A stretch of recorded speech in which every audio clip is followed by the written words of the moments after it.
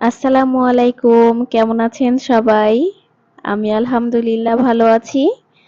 আজকে বেড়াতে এসেছি আন্টির বাড়ি, মানে আমার একমাত্র খালার বাড়ি, আমার আম্মার বড় বোনের বাড়ি। তো বিকালে ভাবলাম ওনাদের পদ্মা নদীর পাড়ে ঘুরে আসি। আমার মেয়েরাও নদী, সমুদ্র দেখতে খুবই পছন্দ করে। আমাদের সাথে আমার খালাতো ভাই বোন এবং আমার বোনও এসেছে। আর এই নদীর পাড়ে এই ছোট্ট ফুলগুলো দেখতে অনেক সুন্দর, তাই না? ছোটবেলায় এই ফুলগুলো নিয়ে অনেক খেলেছি। তারপর এখানে আমি অনেক দৌড় দিচ্ছিলাম কারণ আমি সবার পিছে পড়ে গেছি। আহারে, আমার জন্য দাঁড়ানোর মানুষ নাই। রাজশাহী বিভাগ পদ্মা নদীর তীরে অবস্থিত। আর এই পদ্মা নদী শুকিয়ে এখন কি অবস্থা দেখুন। বর্ষাকালে আবার এই নদীর ভিন্ন রূপ দেখা যায়। এখন নদীর এই পার থেকে ওই পার দেখা যাবে, কিন্তু বর্ষাকালে যখন নদী ভরে যায় তখন নদীর এই পার থেকে ওই পার দেখা যায় না। একদম সমুদ্রের মতো, সমুদ্রের যেরকম এই পার থেকে ওই পার দেখা যায় না, ঠিক ওই রকম। প্রথমে আপনাদের ঘুরিয়ে দেখালাম না, ওইগুলো সব পানিতে ডুবে যাবে।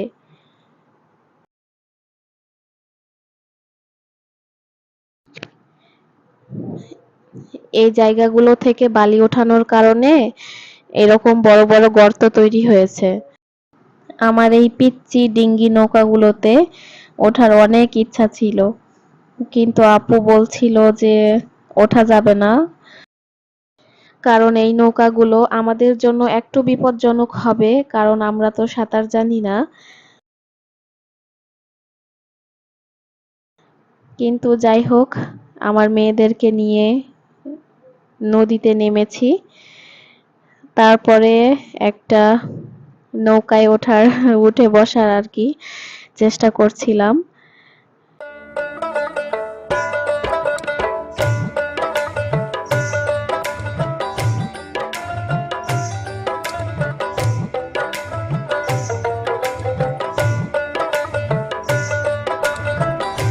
ওই নৌকাটা আমাদের পছন্দ হয়নি, এই জন্য আমরা আরেকটা নৌকার খোঁজে যাচ্ছি। সূর্য অস্ত যাবার আগেই এই যে দেখুন, এইদিকে আকাশে চাঁদ উঠে গেছে। একে একে সব জাহাজের যাত্রীরা উঠে যাচ্ছে। আমিও উঠে পড়বো।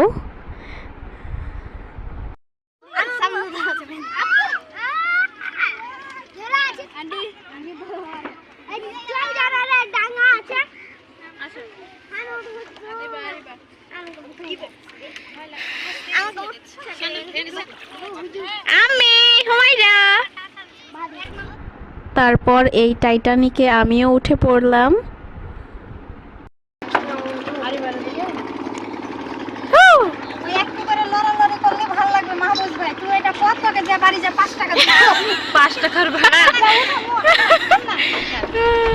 এই ছোট্ট নৌকাগুলো যখন চলে তখন নদীর ঢেউয়ের কারণে নৌকাগুলো কিন্তু একটু দোল খায়। তো সেই ফিলিংস নেওয়ার জন্য এই আপামনিগুলা আমাদের ছোট্ট ভাইটাকে 5 টাকা পারিশ্রমিক দিতে চেয়েছে। আর এইখানে আমার মেয়ে ভালোই পানিতে পা ডুবিয়ে মজা করছিল। আমারও একটু বাচ্চাদের মতো পানিতে পা ডোবাতে ইচ্ছা করছিল, কিন্তু ততক্ষণে নৌকার মাঝি চলে এসেছে।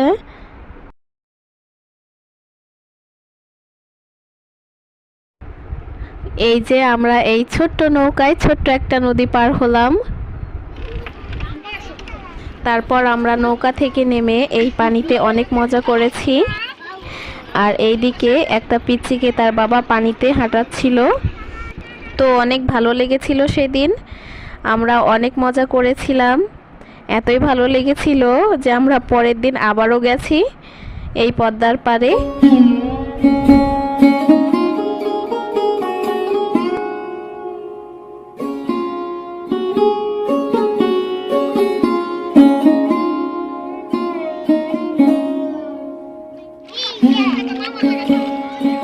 চলো চলো চলো চলো।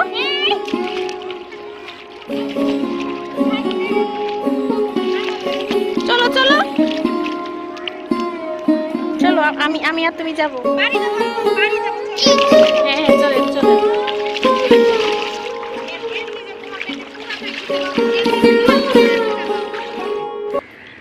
পরের দিন আবারও এসেছি আমরা নদীর ধারে। এবার প্ল্যান করে এসেছি যে নদীর ওই পারে যাব নৌকায় করে। তো দেখি কি হয়। এই যে একটা নৌকা দেখতে পেয়েছি। আমরা সবাই খুব তাড়াতাড়ি যাচ্ছি নৌকায়, কারণ নৌকা ভর্তি হয়ে গেলে আমাদেরকে আর নিবে না। এই যে পেছনে দেখুন আরো সবাই আসছে। তো আমরা অনেক দ্রুত হাঁটছি। সবাই বালির মধ্যে খালি পায়ে হাঁটছে, আর আমাকে সবাই স্যান্ডেল ধরতে দিয়েছে। যাকগে, কোনো সমস্যা নেই। মা হবার পর থেকে এগুলো এখন আর কিছু মনে করি না।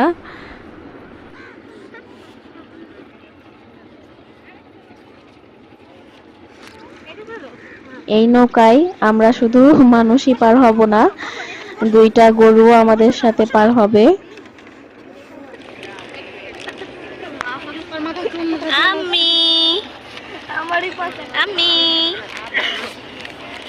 আর এই যে আমার মেয়েরা নৌকায় বসেই চকলেট খেতে শুরু করে দিয়েছে। আর এই যে খালামুনির ভালোবাসা। মাথায় রোদ লাগছে, এই জন্য মাথায় কাপড় দিচ্ছিল আপু।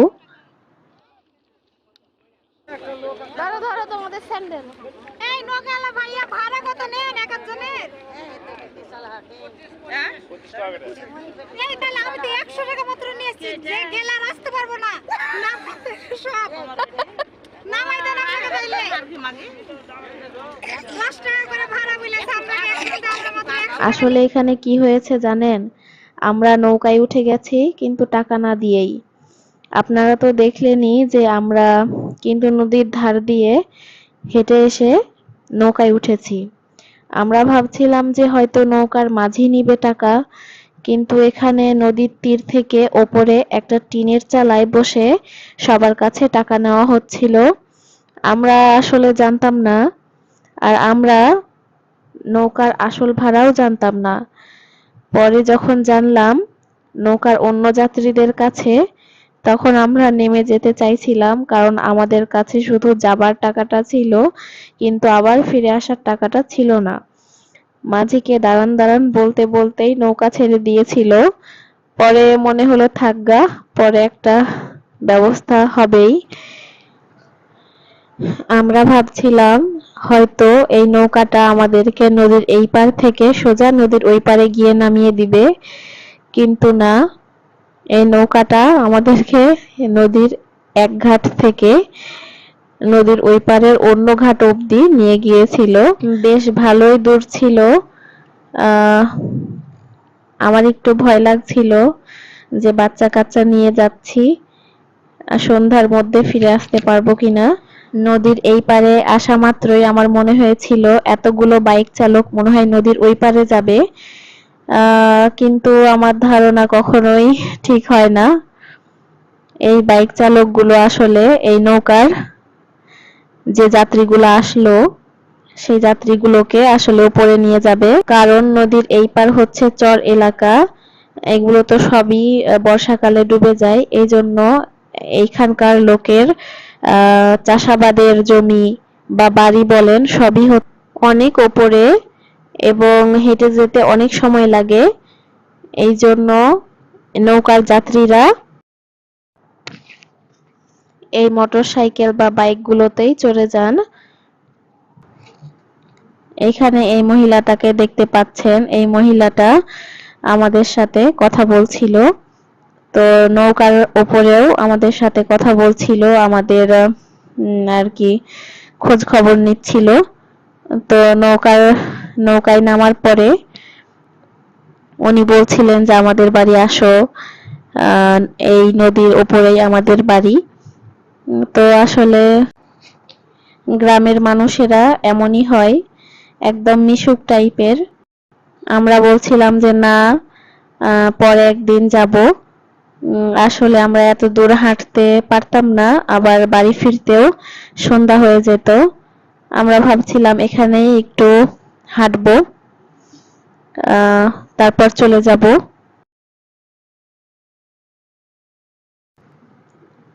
তারপর আমরা এখানে কিছুক্ষণ দাঁড়িয়ে থেকে চলে যাব ভাবলাম, কারণ এই জায়গাটায় তেমন মানুষজন নেই। আমাদের একটু ভয় লাগছিল, আসলে আমাদের কাছে এই জায়গাটা নতুন। তো আরেকটা নৌকা ওই পারে যাচ্ছিল, তো আমরা ভাবলাম যে এই নৌকায় চলে যাই, দেখা যাবে যে এই নৌকার পরে আর কোনো নৌকা পাবো কিনা যাওয়ার জন্য। তো এই জন্য আমরা তাড়াতাড়ি করে হাঁটছিলাম। আবার নৌকায় আসার সময়ও আমাদেরকে কোনো টাকা দিতে হয়নি, কারণ আপুর একজন পরিচিত নানা কিংবা দাদা হলো সম্পর্কে, তো উনি বলছিল যে না না থাক, টাকা দিতে হবে না, তোমরা যাও। তো এই তো আমাদের ঘুরি ফিরি শেষ। সবাই ভালো থাকবেন, আমার জন্য দোয়া করবেন। আল্লাহ হাফেজ।